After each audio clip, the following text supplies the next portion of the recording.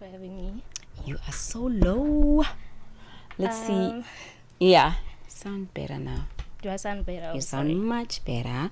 So with the internet and social media information that is more accessible, why do you think so many people are still kind of, don't know how, what do you mean in terms of opportunities? The reason for this, based on my knowledge, is that I realize that people, firstly, they do not know where to find the opportunities. A lot of people are not on LinkedIn as we see it out there, and people are using the normal platforms like your job boards, like your PNet and other platforms. So people don't know that small companies or any business or company is actually posting a lot of things on LinkedIn, on the feeds, more than on the job search. So people go on LinkedIn and they go through their job search, and instead of going on their feed and looking for these opportunities or connecting and networking with other people. So that is where the gap is. They don't know where to find this information. They are using the organic way of finding these jobs. Because you're right, back in the day it was about a good CV that you just upload there. Yes. And you wait for PNet to send you that notification or something. Is the tech market getting saturated, or is it just the beginning? It's just the beginning. It's not getting saturated. So people see me on social media and it's a repetition of my content, and what that does to a human being's mind is like so many. I've seen 3 people like Sheila, so it means that the tech space is saturated. According to stats, the tech space is not saturated. There are still a lot of opportunities. Companies are still want to fill these roles. So just because we speak about it a lot on your social media like TikTok, it does not mean that it's saturated, because TikTok is not the entire world. Not everyone is on TikTok. So I think that's where the mistake is. People see a lot of this content, and because it's repeating over and over again, then people start thinking, oh, it's saturated. Not a lot of people go out there and study computer science. The rates of graduates that graduate in computer science, IT, anything that is tech related is still very low. So the tech space is definitely not saturated. It's just that there's a lot of content and boot camps that people see on social media, and it makes them believe that the tech space is saturated. And with the work that you do, what have you found that is the most in demand in terms of work that young people can look out for? The most that I found that is in demand is software developers, especially if you're a full stack. Companies are looking for someone that can create both front end and back end. You understand how systems work. You can understand databases, and you can build systems as well. So this is what a lot of companies are looking for, is software developers out there, and data analysts as well are also in demand, data scientists. So these are the roles that I feel like a lot of companies are looking out for the most. Yes. So many people are also looking to pivot into tech, from their current careers. Because I think there's just this belief that, that's where the money is, or that's where the world is. Is this a good decision? Yes, it is a great decision. I know a couple of people that pivoted from even finance and went into tech with their current degree. So it is a great idea. And the tech space, working in tech is like there's a little bit of a life. You get to live your life. Most companies can offer jobs that are fully remote. I work fully remote, or hybrid positions, because you can literally work from anywhere. You don't need to be in office all the time to be able to work in tech. So basically, as long as you have your computer with you, it's then it's quite great. So I would say that it's a great idea for people to pivot from any career into tech. It's not a bad idea.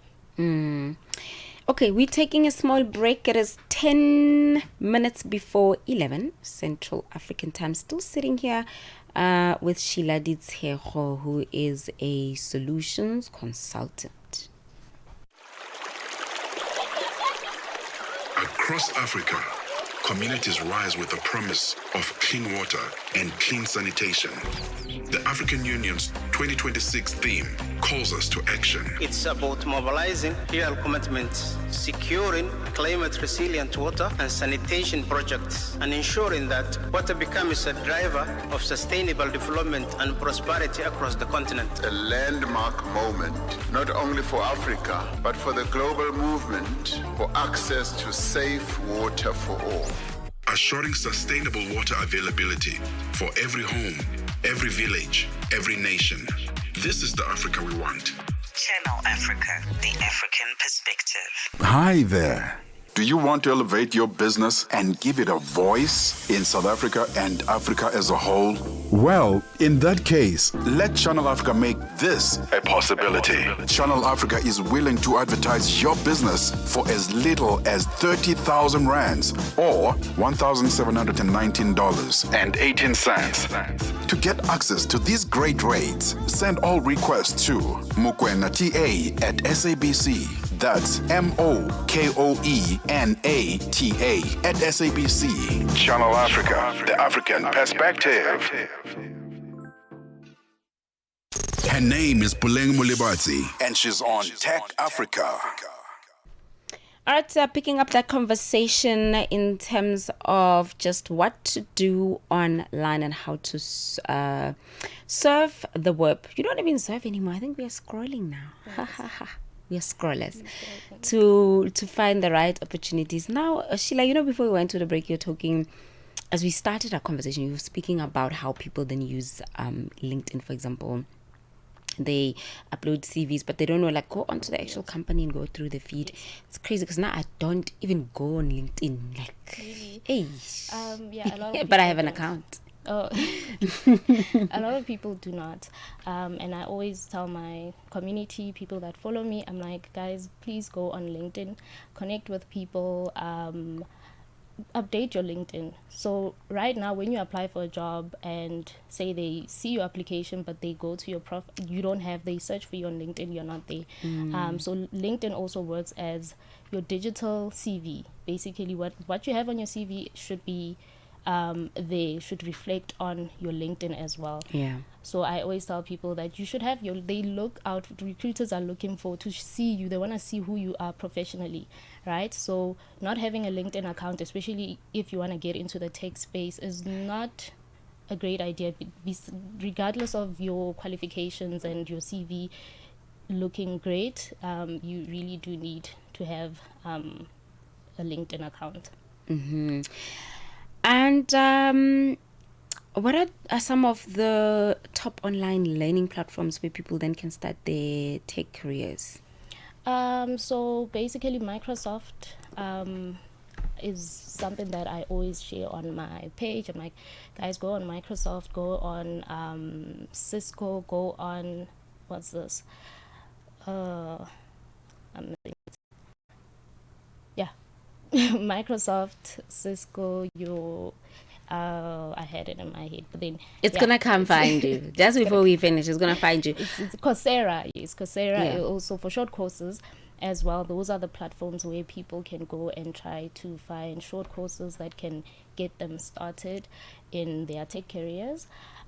Secondly, I would say boot camps are the second part, where if you are currently unemployed, you have your qualification, but you cannot get any internship, I would say try a boot camp. I did She Codes, which was online, which is I an was thinking, what international- boot camp? Like, what do you mean boot camp? So there are tech boot camps that you can go on, and they're going to teach you how to code.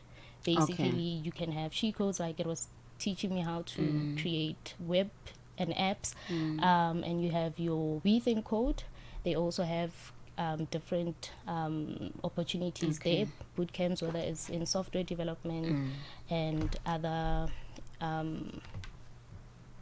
courses. So basically a boot camp is where they get you into the practical sides of tech instead of focusing on, like they focus on what you're going to do. So if you want to be a software developer, they will give you the tips and the tools, and you guys can learn from there. So these are, the first step would be, if you cannot get into a boot camp, do short courses, whether it's on Coursera or on Microsoft. Secondly, go on boot camps. Also, learnerships are great. You can get into a learnership. Then some learnerships are even offering opportunities after you're done with the learnership to get into the role. So the goal is, as long as you can get your step in the door. So there are many ways to get into tech, and yeah, that's about it. Okay. And any recommendations in terms of then where they can go after they upskill to find remote jobs, maybe even internationally? Right now, internationally, I haven't been searching for any internationally, actually, I do know.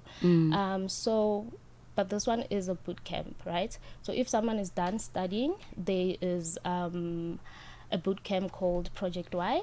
They train you and prepare you for like prepare you for jobs, and they also offer stipends and also find opportunities for you outside the country, like Germany. You're gonna work and make sure that the salary is quite good.